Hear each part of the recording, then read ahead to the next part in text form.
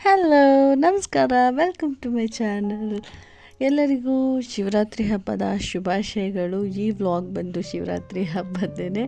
ಹಬ್ಬ ಅಂತಂದ ತಕ್ಷಣವೇ ನನಗೆ ರಂಗೋಲಿ, ಕಲರ್ಫುಲ್ಲಾಗಿ ರಂಗೋಲಿ ಇರಬೇಕು ಅಂತ ತುಂಬ ಇಷ್ಟ. ನನಗೆ ರಂಗೋಲಿ ಬಿಡಿಸೋದು ಅಷ್ಟೇ. ನನ್ನ ಹಬ್ಬದ ವ್ಲಾಗ್ಗಳಲ್ಲಿ ನೋಡಿದ್ರೆ ನಾನು ಫಸ್ಟ್ ರಂಗೋಲಿನೇ ಹಾಕೋದು.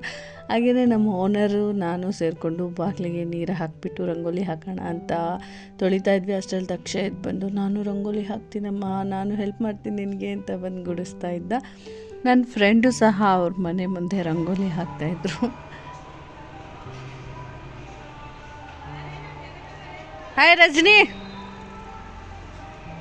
ಹಾಯ್ ಮಾಡ್ರಿ, ಹಾಯ್ ಮಾಡ್ರಿ.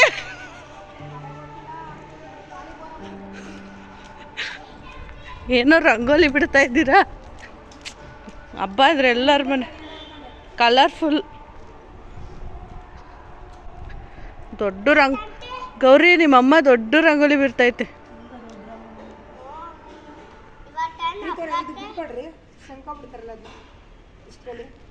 Good morning Preethu.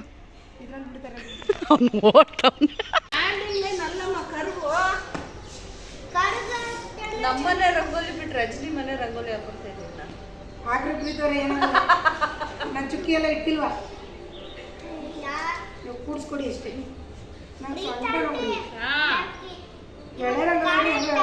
ನನಗೆ ಎಳೆ ರಂಗೋಲಿನೇ ಬರಲ್ಲ. ಇದು ಎಷ್ಟು ದೊಡ್ಡದಾದ್ರೂ ಬಿಡ್ತೀನಿ. ಅವ್ರ ಮನೆ ಮುಂದೆ ಪುಟ್ಟದಾಗ ಒಂದು ರಂಗೋಲಿ ಹಾಕಾದ್ಮೇಲೆ ನಮ್ಮ ಮನೆ ಹತ್ರ ಬಂದೆ. ಇಲ್ಲಿ ನಾನು ಇವತ್ತು ಶಿವರಾತ್ರಿ ಹಬ್ಬ ಅಂದರೆ ಉಪವಾಸ ಮಾಡೋದು ಅಲ್ವಾ, ಹಾಗಾಗಿ ಜಾಸ್ತಿ ಕಲರ್ ಹಾಕಿ ಏನೂ ಹಾಕೋಕ್ಕೋಗಲಿಲ್ಲ. ಸಿಂಪಲಾಗಿ ಒಂದು ರಂಗೋಲಿ ಹಾಕಿಬಿಟ್ಟು ಕೆಮ್ಮಣ್ಣದು ಶೇಡ್ ಕೊಡೋಣ ಅಂತ ಅಂದ್ಬಿಟ್ಟು ಪುಟ್ಟದಾಗ ಒಂದು ರಂಗೋಲಿ ಹಾಕಿದೆ. ಬೆಳಗ್ಗೆ ರಂಗೋಲಿಯಿಂದ ಹಬ್ಬ ಶುರುವಾಗುತ್ತೆ. ಇದು ಅಷ್ಟೇ, ಶಿವರಾತ್ರಿಲೂ ಅಷ್ಟೇ. ಅಂದರೆ ಉಪವಾಸ ಮಾಡೋದು, ಶಿವನ ಪೂಜೆ ಆರಾಧನೆ ಮಾಡೋದು. ನಾವು ಚಿಕ್ಕವರಿದ್ದಾಗ ಆ ಶಿವರಾತ್ರಿಲಿ ರಾತ್ರಿಯೇ ಅಮ್ಮ ಸಗಣಿ ಸಾರಿಸಿ ರಂಗೋಲಿ ಹಾಕಿ ಕಲರ್ಫುಲ್ಲಾಗಿ ಮಾಡ್ತಾಯಿದ್ವಿ. ಆಮೇಲೆ ಮನೇಲಿ ತಮಟ ಮಾಡ್ತಾಯಿದ್ರು. ಅಕ್ಕಿ ತಮಟ, ಕಡಲೆ ತಮಟ, ಕಡಲೆ ಬೀಜದ ತಮಟ, ಈ ಥರ ತಮಟಗಳನ್ನ ಮಾಡ್ತಾಯಿದ್ರು. ನಾನು ಮಾಡೋಣ ಅಂತಂದ್ಬಿಟ್ಟು ಅಕ್ಕಿ ತಮಟ ನನಗೆ ಅಷ್ಟು ಗೊತ್ತಿರಲಿಲ್ಲ.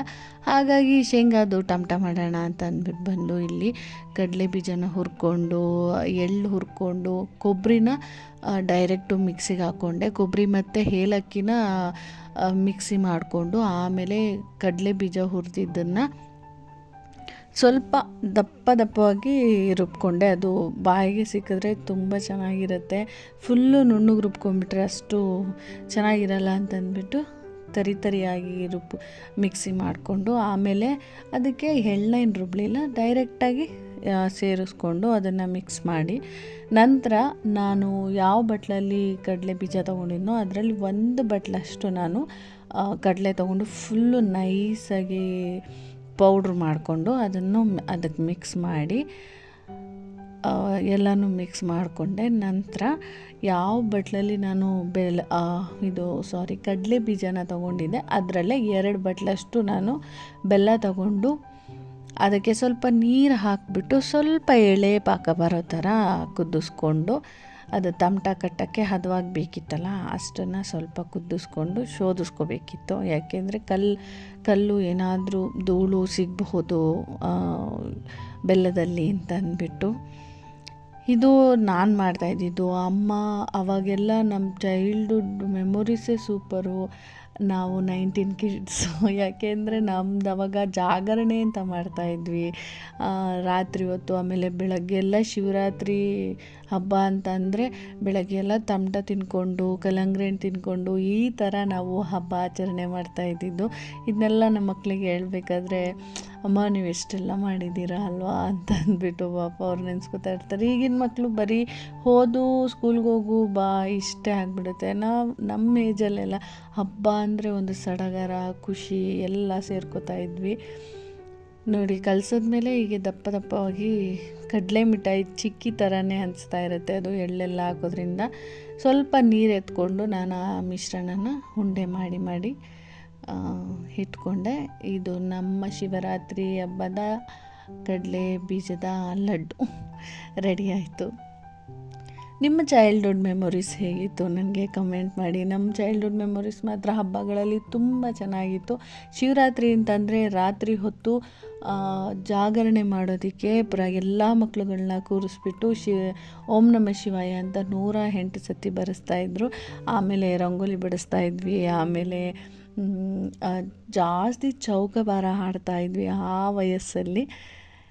ಲಡ್ಡು ಎಲ್ಲ ಕಟ್ ಆದಮೇಲೆ ನಾನು ದೇವರ ಪೂಜೆ ಮಾಡೋಕ್ಕೆ ದೇವರಿಗೆ ದಾನ್ವಿ ದಕ್ಷ ಸ್ವಲ್ಪ ಹೆಲ್ಪ್ ಮಾಡಿ ಎಲ್ಲ ಒರೆಸಿದ್ರು. ಆಮೇಲೆ ನಾನು ಸ್ವಲ್ಪ ಗಂಧ ತೆಗೆದು ಹಚ್ಚಿ ದೇವ್ರ ಪೂಜೆಗೆ ರೆಡಿ ಮಾಡ್ತಾಯಿದ್ದೆ. ನಮ್ಮ ಮನೆಯಲ್ಲಿ ಕಳಶ ಬೇರೆ ಬಿಟ್ಟಿದೆ. ಇದು ಏನು ಅಂದರೆ ವರಮಹಾಲಕ್ಷ್ಮಿ ಹಬ್ಬದಲ್ಲಿ ಕಾಯಿ ತೆಗೆಯೋಣ, ಬೇರೆ ಕಾಯಿ ಇಡೋಣ ಅಂತ ನೋಡೋ ಇನ್ನೇನು ಬೇರೆ ಕಾಯಿ ರೆಡಿ ಮಾಡಿದ್ದೆ. ಅಷ್ಟರಲ್ಲಿ ಬೇರೆ ಬಂದುಬಿಟ್ಟಿತ್ತು. ತುಂಬ ಖುಷಿ ಅನ್ನಿಸ್ತು.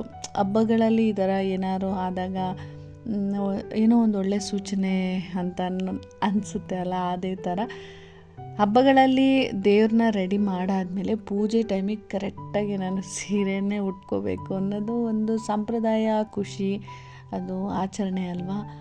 ಪೂಜೆಗೆಲ್ಲ ರೆಡಿ ಆಯಿತು, ಪೂಜೆನೂ ಆಯಿತು. ಪೂಜೆ ಆದಮೇಲೆ ಮಕ್ಕಳನ್ನೆಲ್ಲ ಕರೆದು ಮಾಡಿದ್ದ ಶೇಂಗಾದು ಉಂಡೆನ ಎಲ್ಲ ದಕ್ಷ ದಾನ್ವಿ ಫ್ರೆಂಡ್ಸ್ ಎಲ್ಲ ಬಂದು ಎಲ್ಲರೂ ಸೇರಿಕೊಂಡು ಉಂಡೆ ತಿಂತಾ ಇದ್ವಿ. ಹಬ್ಬ ಅಂತಂದರೆ ಮನೆಯಲ್ಲಿ ಮಕ್ಕಳು, ಹಿರಿಯವರು ಎಲ್ಲ ಇದ್ದರೆ ಆ ಖುಷಿನೇ ಬೇರೆ. ಶಿವರಾತ್ರಿ ಅಂದರೆ ರಾತ್ರಿ ಹೊತ್ತು ಜಾಗರಣೆ ಮಾಡಿ ಶಿವನ ಆರಾಧನೆ ಮಾಡೋದು ಅಂತ ಅಲ್ವಾ.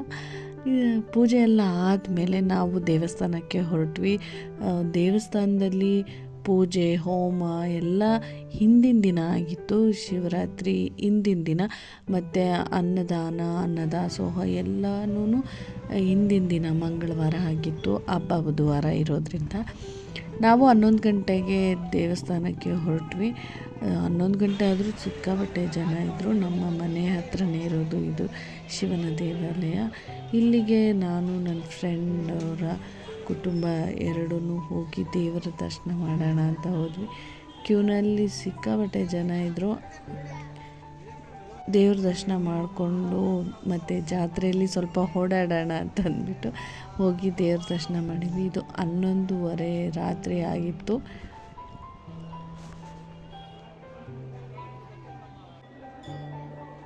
ನಮ್ಮ ಏರಿಯಾದಲ್ಲಿ ಶಿವರಾತ್ರಿಗೆ ಅಂತ ಅಂದ್ಬಿಟ್ಟು ನಾಟಕ ಸಹ ಇತ್ತು.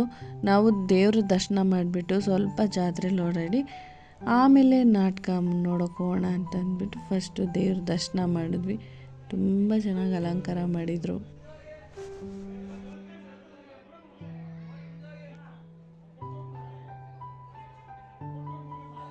ಈ ದೇವಸ್ಥಾನದಲ್ಲಿ ಶಿವ, ಪಾರ್ವತಿ, ಗಣಪತಿ, ಸುಬ್ರಹ್ಮಣ್ಯ ಎಲ್ಲರೂ ಇದ್ದರು. ಜನ ಇರೋದ್ರಿಂದ ಫುಲ್ ವಿಡಿಯೋ ಮಾಡೋಕ್ಕಾಗಲಿಲ್ಲ. ದೇವ್ರ ದರ್ಶನವೂ ಆಯಿತು. ನಂತರ ನಾವು ಜಾತ್ರೆಯಲ್ಲಿ ಸ್ವಲ್ಪ ಓಡಾಡೋಣ ಅಂತ ಹೋದ್ವಿ. ಆಮೇಲೆ ನಾಟಕಕ್ಕೆ ಹೋದ್ವಿ. ಮಹಾಭಾರತ ನಾಟಕ ನಡೀತಾ ಇತ್ತು.